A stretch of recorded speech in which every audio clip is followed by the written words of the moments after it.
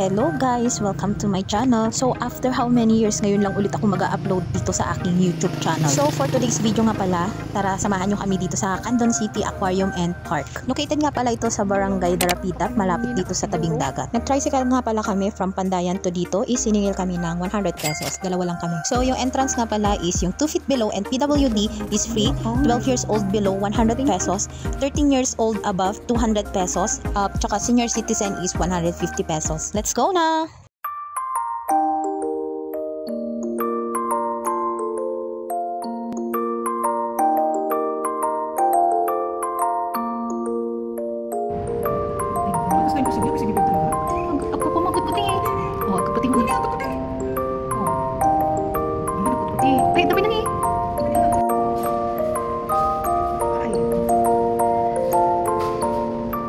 Nemo.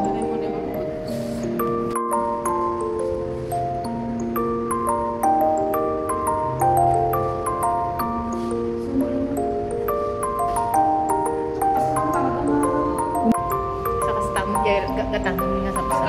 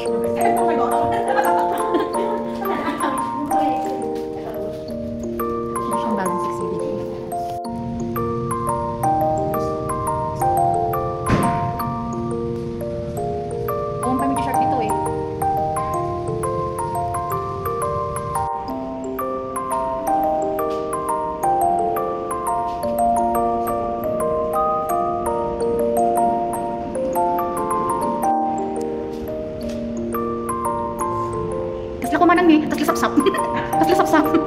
Tadi lisap-sap. Tagarot niyo, nata ni, rita sa ni, lisap-sap. Lisap-sap ya deka. Jadi puro ko deka, puro stick. Gigi lisap-sap. Tadi to dati ka nga. Tani lisap-sap tani kata. For the last stop, shark reef encounter.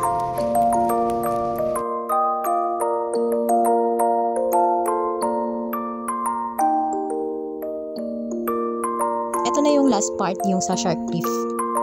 Akala namin malalaking shark, pero maliliit lang din naman pala. Pero not bad. Sana madagdagan pa nila yung mga fishes in the near future, di ba?